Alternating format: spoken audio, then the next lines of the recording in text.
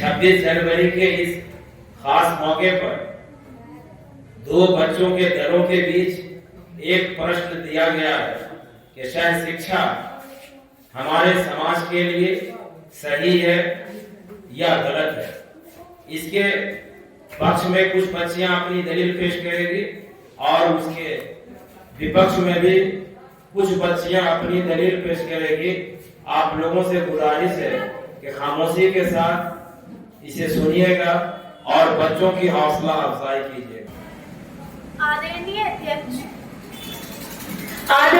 अध्यक्ष महोदय, शिक्षकगण, सम्मानित अभिभावक और मेरे प्यारे दोस्तों, आज 26 जनवरी हमें हमारे संविधान के निर्माण की याद दिलाता है। यह दिन न केवल एक राष्ट्रीय उत्सव है बल्कि एक ऐसा अवसर भी है जिसमें हमें अपने समाज के विकास और उन्नति के महत्वपूर्ण पहलुओं पर विचार करते हैं। इस अवसर पर मैं आप सभी के समक्ष को-एजुकेशन हमारे समाज के लिए लाभकारी है या नहीं, मैं इस विषय के पक्ष में अपने विचार व्यक्त करना चाहती हूँ। सह शिक्षा, जिसे हम को-एजुकेशन के नाम से भी जानते हैं, ये एक ऐसी शिक्षा प्रणाली है जिसमें लड़के और लड़कियाँ एक साथ एक ही विद्यालय, महाविद्यालय या विश्वविद्यालय में शिक्षा प्राप्त करती हैं। इस प्रणाली में लड़के और लड़कियां एक साथ एक ही कक्षा में बैठती हैं और समान पाठ्यक्रम का अध्ययन करते हैं। यह व्यवस्था न केवल शिक्षा के क्षेत्र में प्रगति को दर्शाती है बल्कि समाज में लड़कियों और लड़कियों के बीच समानता का संदेश भी देती है। सह शिक्षा का इतिहास प्राचीन भारत से जुड़ा है, जब गुरुकुलों में लड़के और लड़कियां एक साथ शिक्षा प्राप्त करते थे, लेकिन समय के साथ समाज में लैंगिक भेदभाव के कारण अलग अलग शिक्षण संस्थानों की परंपरा शुरू हो गई। आधुनिक युग में शिक्षा फिर से लोकप्रिय शिक्षा प्रणाली के रूप में विकसित हुई और आज यह एक सामान्य व्यवस्था बन चुकी है। सह शिक्षा के प्रमुख लाभ यह है कि वे समाज में लैंगिक भेदभाव को समाप्त करती हैं। जब लड़के और लड़कियां एक साथ शिक्षा प्राप्त करती हैं तो वे एक दूसरे को बेहतर तरीके से समझने लगती हैं और समाज में बराबरी का भाव उत्पन्न होता है। यह प्रणाली सामाजिक समरसता और एकता को बढ़ावा देती है। जब लड़के और लड़कियां एक साथ पढ़ते हैं तो वे सामाजिक मूल्यों और समझदारी को विकसित करती हैं। आज के युग में हर व्यवसायिक क्षेत्र में लड़के और लड़कियां एक साथ काम करती हैं। सह शिक्षा उन्हें एक साथ काम करने की आदत डालती है और टीम वर्क और संवाद कौशल को विकसित करती है। सह शिक्षा व्यक्ति के व्यक्तित्व का संपूर्ण विकास करती है और समाज में और विद्यार्थियों में सामाजिक, मनोवैज्ञानिक और भावनात्मक नजरिए से सुधार लाती है। हमारे संविधान ने हमें लैंगिक समानता का अधिकार दिया है, जिसमें हर नागरिक को समान अधिकार दिए गए हैं। सह शिक्षा इस संवैधानिक अधिकार का एक प्रमाणिक रूप है जो हमें एक समान और प्रगतिशील समाज के निर्माण की दिशा में ले जाता है। आज के युग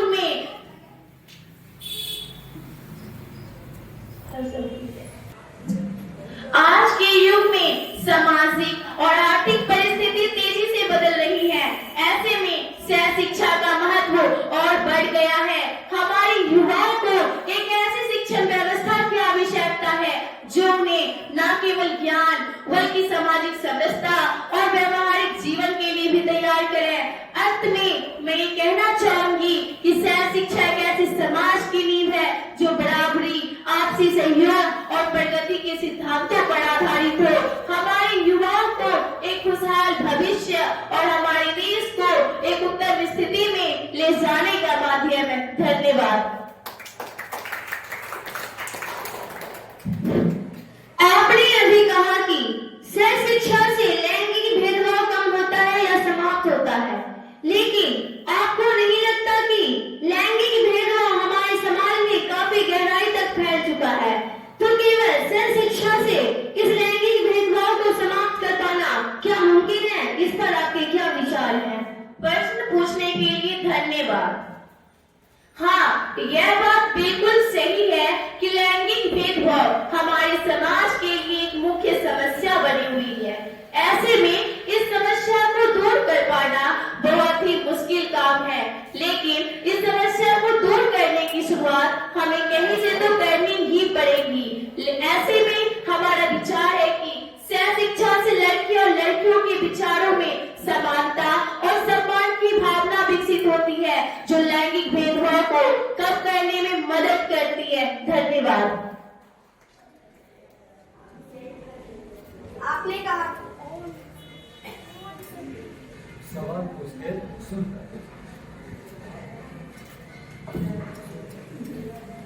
आपने कहा कि सह शिक्षा से व्यक्ति के व्यक्तित्व का संपूर्ण विकास होता है। क्या आपको नहीं लगता कि कई बार लड़के और लड़कियों का एक साथ पढ़ना उनके ध्यान को भटका देता है, जिससे उनकी पढ़ाई और उनके व्यक्तित्व पर बुरा असर पड़ता है? इस पर आपके क्या विचार है? प्रश्न पूछने के लिए धन्यवाद। हाँ, सह शिक्षा में यह समस्याएं कई बार देखने को मिलती है, लेकिन यह समस्या इतनी बड़ी भी नहीं कि इसका समाधान ना निकाला जा सके। सही मार्गदर्शन और अनुशासन से इसका समाधान निकाला जा सकता है। वैसे भी ध्यान का भटकना केवल सह शिक्षा में नहीं होता है, बल्कि कई बार व्यक्ति के स्वभाव पर भी निर्भर करता है। धन्यवाद। कुछ और भी प्रश्न पूछने के लिए है। आदरणीय अध्यक्ष महोदय, सम्मानित मुख्य अतिथि, शिक्षकगण और मेरे प्यारे साथियों, आज गणतंत्र दिवस के शुभ अवसर पर मैं आप सबके सामने सह शिक्षा हमारे समाज के लिए जरूरी है या नहीं, इस विषय के विपक्ष में मैं अपना विचार व्यक्त करना चाहती हूँ। सह शिक्षा अर्थात लड़कियों और लड़कियों को एक साथ शिक्षा देना वर्तमान समय में एक व्यापक रूप से अपनाई जाने वाली प्रणाली है। इसे आधुनिक और प्रगतिशील नजरिए का प्रतीक माना जाता है, परंतु यदि हम गहराई से विचार करें तो पाएंगे कि सह शिक्षा के कुछ गंभीर नकारात्मक पहलू भी है, जो हमारे समाज और संस्कृति पर नकारात्मक प्रभाव डाल सकते हैं। हमारा समाज एक प्राचीन सभ्यता और सांस्कृतिक मूल्यों का पालन करता है। इन मूल्यों में महिलाओं और पुरुषों के बीच मर्यादा, सम्मान और अनुशासन को प्राथमिकता दी जाती है। सह शिक्षा के कारण लड़के और लड़कियों के बीच निकटता बढ़ जाती है, जो कई बार पारंपरिक मूल्यों के विपरीत आचरण का कारण बन सकता है। यह हमारी सांस्कृतिक विरासत के लिए चुनौती बन सकती है। सह शिक्षा के माहौल में अक्सर अनुशासन बनाए रखना कठिन हो जाता है। लड़के और लड़कियां एक साथ पढ़ते हुए कई बार अनुचित व्यवहार या मजाक में शामिल हो जाते हैं। यह न केवल उनकी व्यक्तिगत शिक्षा को प्रभावित करता है, बल्कि कक्षा के पूरे वातावरण को बाधित करता है। यदि हम सह शिक्षा की बजाय अलग अलग स्कूल की व्यवस्था को अपनाते हैं तो यह विद्यार्थियों को अपने लक्ष्य पर ध्यान केंद्रित करने का बेहतर अवसर प्रदान कर सकता है। लड़के और लड़कियों को उनकी आवश्यकताओं और क्षमताओं के अनुसार शिक्षा दी जा सकती है, जो उनके समग्र विकास में सहायक होगा। लड़के और लड़कियां अक्सर एक दूसरे को कॉम्पिटिटर के रूप में देखने लगते हैं।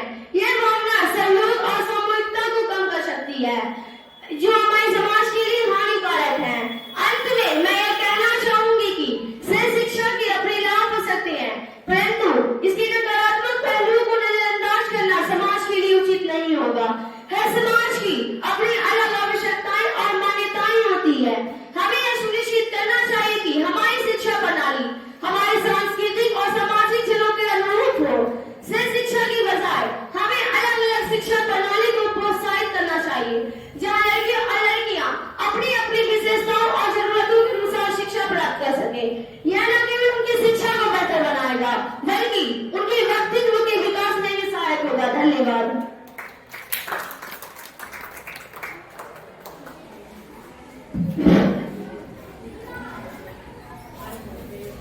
आपने कहा कि सह शिक्षा से कई बार बच्चे अनुचित व्यवहार और मजाक में शामिल हो जाते हैं और इससे उनकी शिक्षा प्रभावित होती है। ऐसे में क्या यह कहना सही है कि केवल अलग अलग पढ़ाई से इस समस्या का समाधान हो जाएगा? इस पर आपके क्या विचार है? प्रश्न पूछने के लिए धन्यवाद।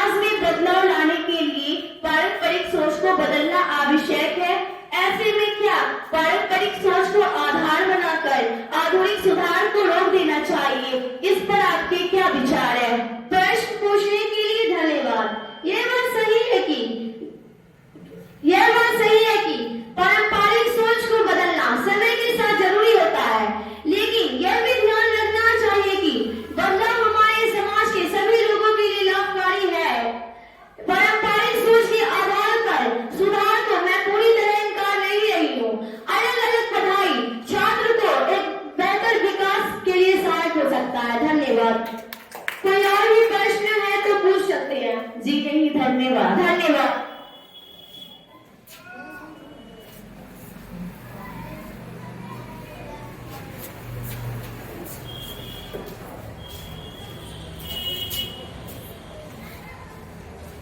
आदरणीय अध्यक्ष महोदय, उपस्थित अतिथिगण, शिक्षकगण और मेरे प्यारे भाइयों और बहनों, आज जब हम अपने देश के गौरवशाली गणतंत्र दिवस का उत्सव मना रहे हैं, यह दिन हमें न केवल हमारे संविधान की ताकत और विविधता की याद दिलाता है, बल्कि यह भी सोचने का अवसर प्रदान करता है कि किस तरह हम अपने समाज को और बेहतर बना सकते हैं। इसी विचारधारा के तहत मैं आज आपके समक्ष एक ऐसे विषय पर बोलना चाहती हूँ जो हमारे समाज के विकास और उन्नति से जुड़ा हुआ है। मेरा विषय है सह शिक्षा हमारे समाज के लिए सही है या नहीं। मैं आज इस मंच से सह शिक्षा प्रणाली के पक्ष में अपना विचार प्रस्तुत करना चाहती हूँ। सह शिक्षा का मतलब है कि लड़के और लड़कियां एक ही स्कूल या कॉलेज में साथ पढ़ाई करें। यह सिर्फ पढ़ाई का तरीका नहीं है, बल्कि यह विचारधारा है जो लैंगिक समानता, परस्पर सम्मान और समावेशिता को बढ़ावा देती है। हमारे समाज में, विशेषकर गांव और छोटे कस्बों में, यह विचार है कि लड़के और लड़कियां एक साथ पढ़े। यह कई बार सवालों के घेरे में आता है, लेकिन हमें यह समझना चाहिए कि यह सिर्फ शिक्षा का तरीका नहीं है, बल्कि हमारे समाज को आधुनिक बनाने और हर व्यक्ति को समान अवसर देने का तरीका भी है।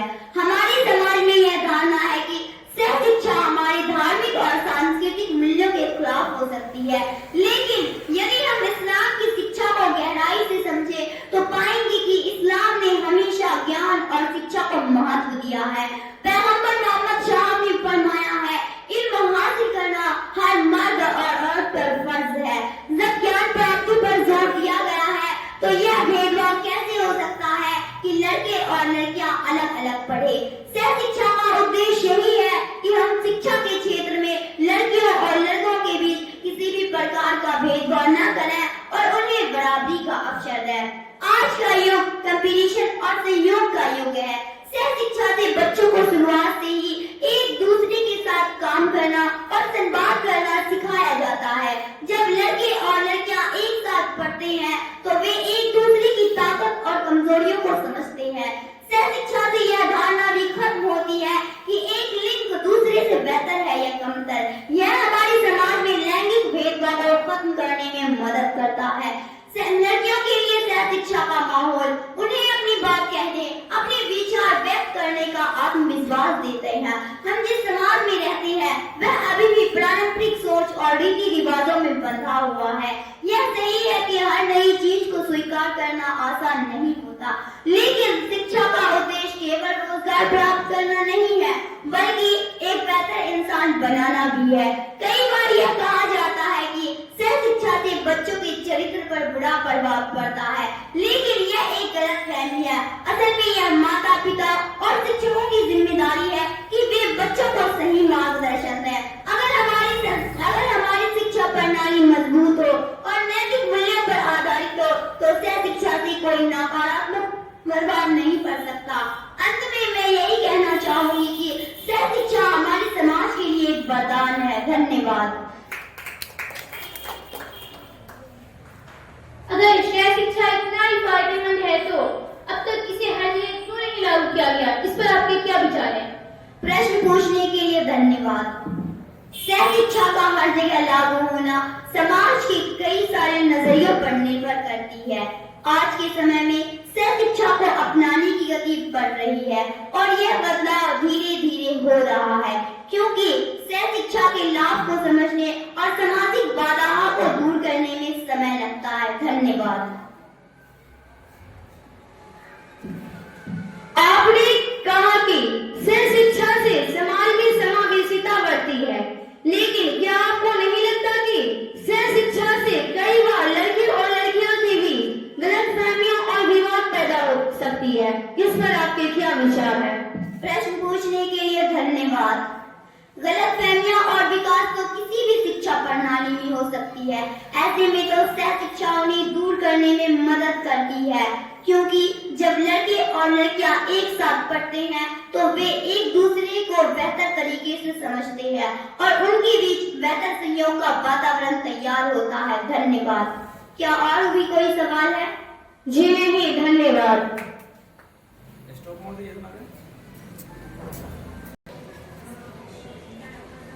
इज्जत मुआब जनाब सदर मोहतरम, असातिज़े कराम, काबिले एहतराम वालिदैन और हमारे हम सबक साथियों, आज 26 जनवरी के इस पाक मौके पर मैं आप सभी को गणतंत्र दिवस की हार्दिक शुभकामनाएं देती हूँ। यह दिन हमारे देश के संविधान के लागू होने का प्रतीक है और यह हमें अपने अधिकारों और कर्तव्यों की याद दिलाता है। आज मैं इस मंच से एक महत्वपूर्ण विषय पर अपने विचार प्रस्तुत करना चाहती हूँ। शिक्षा हमारे समाज के लिए उचित है या नहीं, मैं इस विषय के विपक्ष में अपना विचार व्यक्त करना चाहती हूँ। शिक्षा का अर्थ है लड़के और लड़कियों का एक ही संस्थान में पढ़ना। आधुनिक समय में इसे प्रगतिशील और व्यवहारिक माना जाता है, लेकिन जब हम इस व्यवस्था को हमारे समाज, विशेषकर हमारे ग्रामीण क्षेत्र के संदर्भ में देखते हैं तो ये कई नैतिक और सामाजिक चुनौतियों को जन्म देती है। हमारा समाज इस्लामी मूल्य और परंपराओं पर आधारित समाज है, जहाँ हया और पर्दा को जीवन का अभिन्न हिस्सा माना गया है। शिक्षा के चलते लड़के और लड़कियों के बीच निकटता बढ़ती है, जो हमारी धार्मिक शिक्षाओं के खिलाफ है। इस्लाम में महिला और पुरुषों के बीच एक मर्यादा बनाए रखने की शिक्षा दी गई है। शिक्षा इस मर्यादा को तोड़ती है और हमारी धार्मिक भावनाओं को आहत करती है। लड़के लड़कियों का एक साथ पढ़ना उनके बीच अनावश्यक क्लोजनेस पैदा करती है। किशोरावस्था में यह क्लोजनेस कई बार उन्हें नैतिक रूप से गलत रास्ते पे ले जाती है। यह उम्र होती है जब उनके मन में बदलाव आते हैं और शिक्षा के कारण वे पढ़ाई से ज्यादा अन्य चीजों पर ध्यान देने लगते हैं। इससे न केवल उनका व्यक्तिगत विकास बाधित होता है, बल्कि हमारे समाज में भी कई प्रकार की समस्या उत्पन्न होती है। शिक्षा के कारण कई परिवार अपनी बेटियों को पढ़ाने से हिचकिचाते हैं। हमारे समाज में अभी भी ये धारणा है कि लड़कियों को सुरक्षित माहौल में पढ़ाई करनी चाहिए। यदि स्कूल या कॉलेज में लड़के लड़कियां साथ पढ़ते हैं तो यह माता पिता के मन में असुरक्षा की भावना पैदा करता है। परिणाम स्वरूप कई काबिल बेटियां शिक्षा से वंचित रह जाती है। शिक्षा का उद्देश्य केवल ज्ञान प्राप्त करना नहीं है, बल्कि यह एक चरित्र निर्माण करना भी है। शिक्षा के माध्यम से हम बच्चों को वह वातावरण नहीं दे पाते जो उन्हें एक अच्छा इंसान बनाने में मदद करे। मेरा मानना है कि लड़के और लड़कियों को उनकी अलग अलग विशेषताओं और जिम्मेदारियों को ध्यान में रखते हुए शिक्षित करना चाहिए। लड़कियों के लिए अलग से संस्थानों की व्यवस्था उनकी सुरक्षा और विकास के लिए बेहतर होती है। हमारा समाज ग्रामीण है और पारंपरिक मूल्यों को बहुत महत्व देता है। ऐसे समाज में शिक्षा को लागू करना एक बड़ा सांस्कृतिक संघर्ष पैदा कर सकता है। परिवारों के बीच असहमति और सामाजिक ताने बाने में दरारें पैदा हो सकती है। यदि हमें अपनी बेटियों और बेटों को शिक्षित करना है तो हमें उनके लिए अलग अलग संस्थानों की व्यवस्था करनी चाहिए। लड़कियों के लिए विशेष स्कूल और कॉलेज खोले जाएं, जहाँ उन्हें सुरक्षित और आरामदायक माहौल में शिक्षा प्राप्त हो। इससे न केवल उनकी शिक्षा का स्तर बेहतर होगा, बल्कि वे हमारे धार्मिक और सांस्कृतिक मूल्यों के साथ भी जुड़ी रहेंगी। अंत में मैं यही कहना चाहूंगी कि शिक्षा भले ही आधुनिकता का प्रतीक मानी जाती हो, लेकिन यह हमारी धार्मिक, नैतिक और सांस्कृतिक परंपराओं के खिलाफ मानी जाती है। हमें अपने बच्चों को ऐसे वातावरण में शिक्षित करना चाहिए जो उनकी सुरक्षा, नैतिकता और व्यक्तिगत विकास को बढ़ावा दे। धन्यवाद।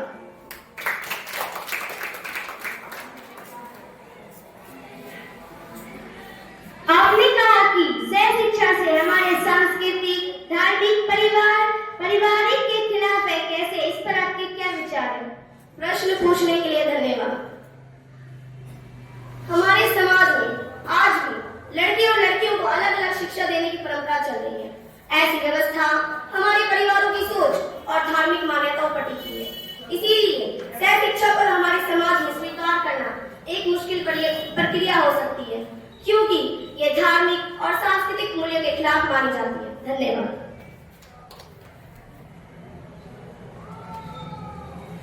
आपने कहा कि शिक्षा से लड़कियों को खतरा उत्पन्न होता है, कैसे? कृपया इसे विस्तार पूर्वक बताएं। प्रश्न पूछने के लिए धन्यवाद। जी हाँ, सह शिक्षा के दौरान खासकर ग्रामीण इलाकों में जहां स्कूलों में सुरक्षा की अच्छी व्यवस्था नहीं होती है, वहां अक्सर देखा जाता है कि लड़के द्वारा लड़कियों के साथ बदतमीजी, छेड़छाड़ जैसी परिस्थितियां देखने को मिलती है। सह शिक्षा के माहौल में जब लड़कियां कई बार स्कूल में ऐसे लड़कों के साथ बैठती है जिन्हें वे पहचानती भी नहीं है, ऐसे में वह असहज हो जाती है। धन्यवाद। कोई और प्रश्न? जी नहीं, धन्यवाद।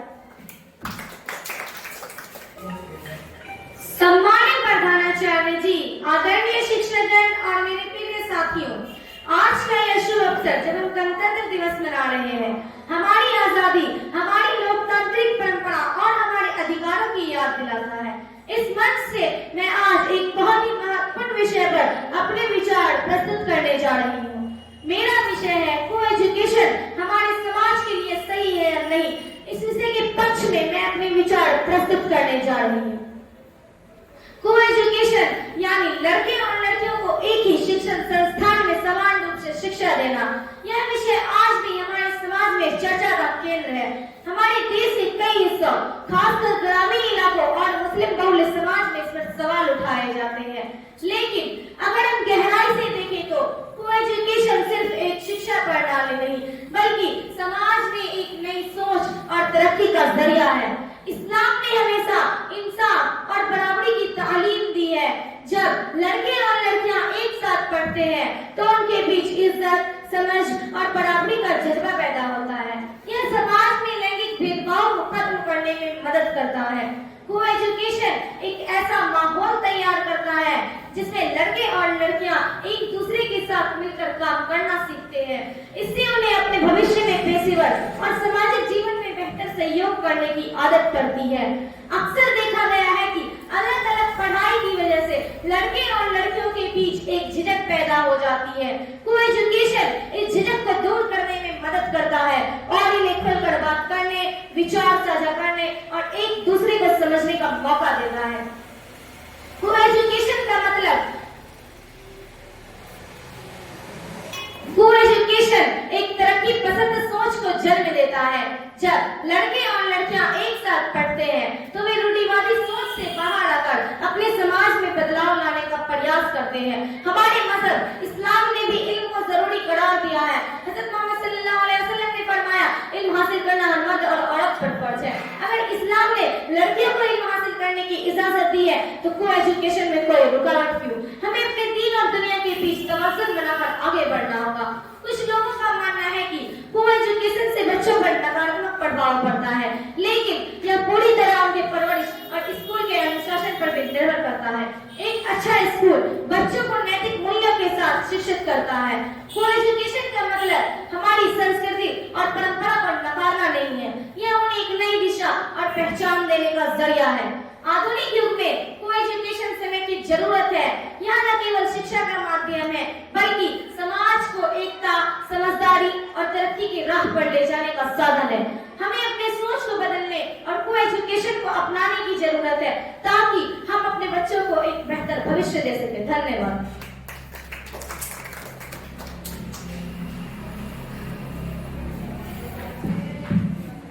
आपने कहा कि इल्म हासिल करना हर मर्द और औरत पर फर्ज है, लेकिन इस्लाम हमें यह भी सिखाता है लड़के और लड़कियों के बीच एक सीमा होनी चाहिए और एक दूसरे के बीच एक अंतर और मर्यादा होनी चाहिए। ऐसे में आपको नहीं लगता कि सह शिक्षा इस मर्यादा को तोड़ती है? इस पर आपके क्या विचार है? सवाल पूछने के लिए धन्यवाद। इस पर मेरा यह विचार है कि सह शिक्षा के स्कूलों और कॉलेजों में हया और पर्दे का पालन पूरे अनुशासन के साथ किया जाए तो इस धार्मिक समस्या का हल निकाला जा सकता है। धन्यवाद। छोड़ दो उसका है, मेरे पकड़ दो।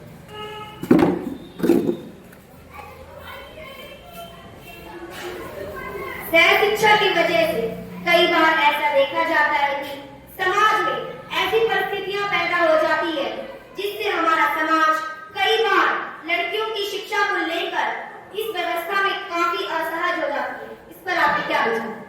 सवाल पूछने के लिए धन्यवाद। यह स्थिति एक अपवाद की तरह है।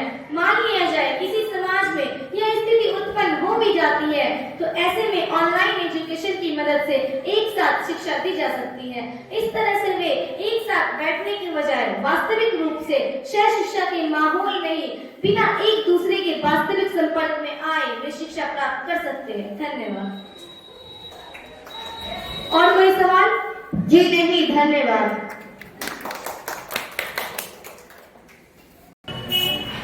सम्मानित मुख्य अतिथि, आदरणीय शिक्षकगण और मेरे प्यारे साथियों, अस्सलामु अलैकुम रहमतुल्लाहि व बरकातुहू। आप सभी को गणतंत्र दिवस की दिली मुबारकबाद। आज मैं यहाँ इस नाजुक मसले पर बात करने आई हूँ, क्या शहर शिक्षा हमारे समाज के लिए सही है या नहीं। साथियों, शहर शिक्षा का मतलब यह है कि लड़के और लड़कियां एक साथ तालीम हासिल करें। बेशक यह क्या सुनने में प्रगतिशील लगता है, लेकिन जब हम इसकी गहराई में जाते हैं तो इसकी कई खामियां नजर आती हैं।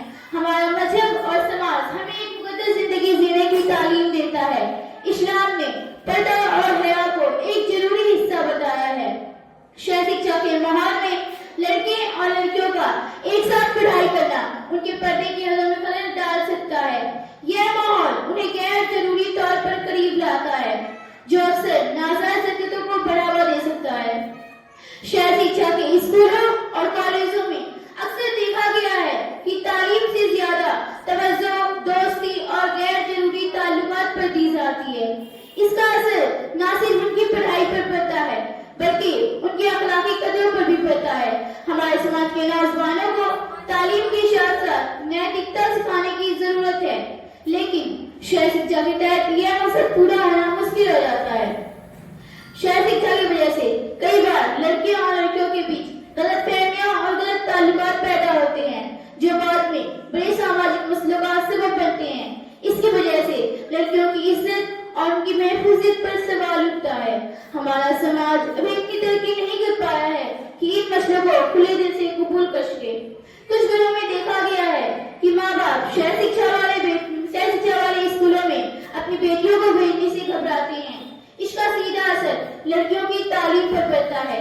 अगर लड़कियों और लड़कियों की अलग अलग तालीम का इंतजाम हो तो ज्यादा से ज्यादा बेटियां तालीम हासिल कर सकती हैं। हमारी तालीम गाहें न सिर्फ इल्म देने की जगह है बल्कि हमारी तहजीब और हमारे अदब की नुमाइंदगी भी करती हैं। शहर शिक्षा का सिस्टम कहीं ना कहीं हमारी मजहबी और सांस्कृतिक उसूलों अहदों को कमजोर कर सकती हैं। तो ऐसे में हमें चाहिए कि हम अपनी तालीम और तहजीब को मजबूत रखें। साथियों, यह सही है कि शहर शिक्षा का मकसद तालीम को आसान और हर किसी के लिए सुलभ बनाना है, लेकिन हमें यह भी देखना होगा कि क्या यह हमारी तहजीब, हमारे उसूलों और हमारे समाज के लिए मुफीद है या नहीं। मेरी राय में लड़के और लड़कियों की अलग अलग तालीम के इंतजाम से हम बेहतर तरीके से उनकी तालीम की अखलाकी तरबियत कर सकते हैं। आखिर में मैं यही कहना चाहूंगी कि तालीम का असल मकसद इल्म और अखलाक को बढ़ावा देना है।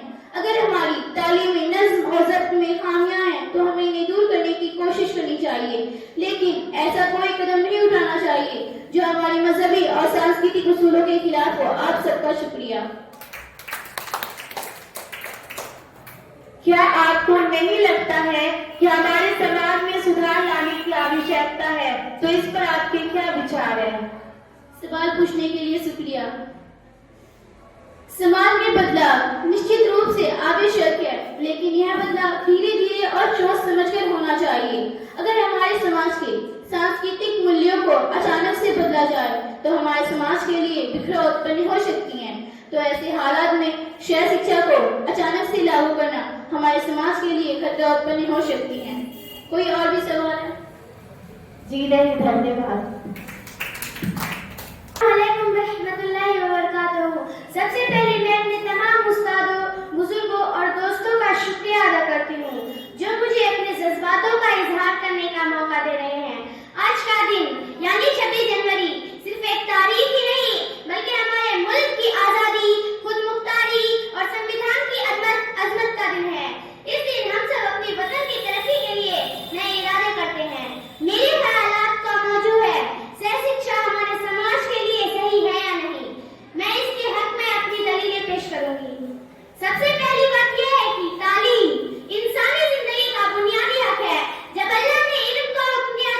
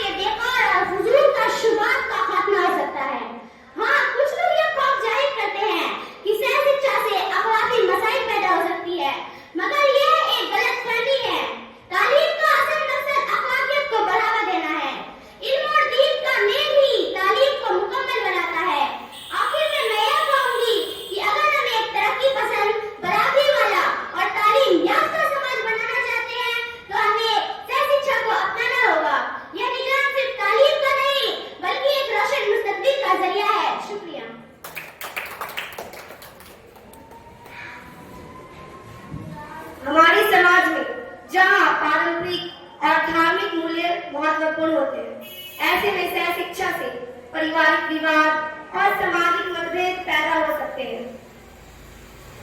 पारिवारिक मतभेद पैदा होने की संभावना बढ़ जाती है, तो इस पर आपके क्या विचार?